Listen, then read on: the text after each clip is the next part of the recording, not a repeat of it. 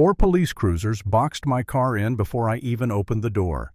Red and blue lights spilled across my grandmother's porch, flashing against the windows like the house itself was being interrogated. And standing there, arms crossed, chin lifted, completely calm, was the HOA president, who had already decided I didn't belong in the home my own family left me. I had been back in town less than 10 minutes. 1 suitcase in the trunk. Keys still warm in my palm. I hadn't lived here in over 30 years, but the muscle memory never left. I knew exactly where the porch step creaked. I knew how the driveway dipped slightly near the mailbox. This place raised me, shaped me, gave me somewhere to land when everything else felt unstable. Now I was being told to step out of my car like a criminal. Hands where we can see them, one officer said, firm but not aggressive. I moved slowly, deliberately, because I could already feel eyes watching from behind curtains. Before I could even say my name, the woman on the lawn spoke. "That man is trespassing," she said loud enough for the entire street to hear. "My name is Carolyn Ashford. I'm the president of the Homeowners Association." She said it like that title answered every question. The officers asked for my ID, then the deed, then the probate paperwork confirming the inheritance. They read quietly. They stepped back. Their posture changed. Everything was legitimate. Everything was mine. One officer cleared his throat and handed my documents back. "Sir, everything checks out." Carolyn's expression didn't change, not even a flicker. She walked straight up to me and shoved a thick folder into my chest.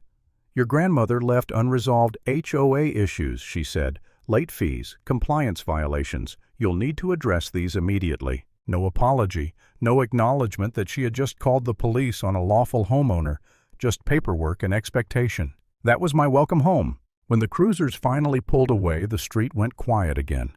Too quiet. The kind of silence that follows a warning. Inside the house smelled the same as it always had, old books, lemon cleaner time. The wallpaper in the hallway still peeled near the corner. The clock above the stove still ticked too loudly. My grandmother's reading chair sat by the window, empty now. That hit harder than anything else. I sat at the kitchen table and opened the folder. Fine after fine. Dates overlapping. Violations that contradicted each other. Grass too long on days it rained non-stop. Paint violations for a color that hadn't changed in decades.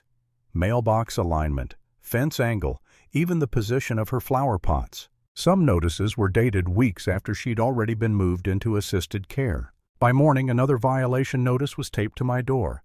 Then another the next day. Always signed the same way. Always the same name. Carolyn Ashford. Neighbors noticed.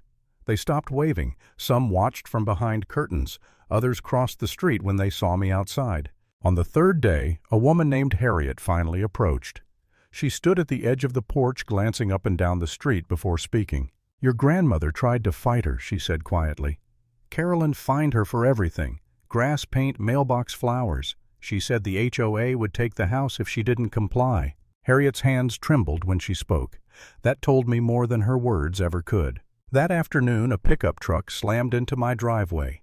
A younger man jumped out, early 30s, broad shoulders, impatient energy. He didn't bother being polite. "Mitchell Ashford," he said, "my mom says you're being difficult." He walked the perimeter of the house, pointing at imaginary flaws, talking about liens and forced sales like they were inevitable. Not once did he ask a question. He wasn't there to talk. He was there to intimidate. That night, a local pastor stopped by. Friendly smile, concerned eyes. "She's intense," he admitted, "but she's been running this neighborhood for years. Sometimes it's easier to cooperate." That sentence stuck with me. Not because it was advice, but because it explained everything. This wasn't about rules, it was about fear. People weren't complying with regulations. They were complying to avoid becoming the next target. I stopped responding to the notices, stopped explaining myself. Instead, I started reading. County records, state databases, federal filings. And slowly something unsettling emerged. The Maplewood Estates HOA wasn't registered anywhere. No incorporation, no tax filings, no legal standing. The board members listed on every notice. Same handwriting, same pressure marks. Carolyn wasn't enforcing authority. She was pretending it existed, and no one had ever challenged her. I sent a certified letter requesting official documents, bylaws, financials, proof of registration. Perfectly legal, perfectly calm. The response came fast. A final notice, immediate enforcement, threat of eviction. That night I installed cameras, not hidden, not subtle, clear angles, clear audio.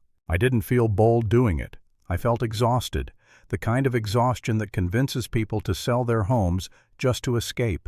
That's when I found my grandmother's letter, tucked inside her Bible, addressed to a federal housing office, pages of careful handwriting. She listed names, dates, threats. She wrote about neighbors avoiding her, about every fine feeling like another push toward the door, about being too tired to keep fighting. At the end, she wrote that she hoped someone stronger would come along, someone who wasn't afraid. The next morning they came, Carolyn, Mitchell, a hired security guard. No warrant, no court order. "This is an official HOA enforcement," Carolyn announced. "You have 15 minutes to vacate." Mitchell shoved past me. Boxes tipped over, dishes shattered on the lawn. I told them to stop. They laughed. When Carolyn grabbed my laptop, her confidence cracked. She noticed the federal seal on the back. "What is this?" she asked. I didn't argue. I made the call. Breaking and entering, unlawful eviction, fraud. This time the response wasn't local. Black SUVs arrived quietly. No sirens, no shouting. Neighbors poured out of their houses watching something they had never seen, authority being questioned. Mitchell was handcuffed first. Carolyn kept insisting she was president. No one acknowledged her. Inside a mobile office, I signed the order dissolving the Homeowners Association. Immediate, permanent. When I stepped back outside, Carolyn sat on her own steps staring at the ground. Not angry, just empty.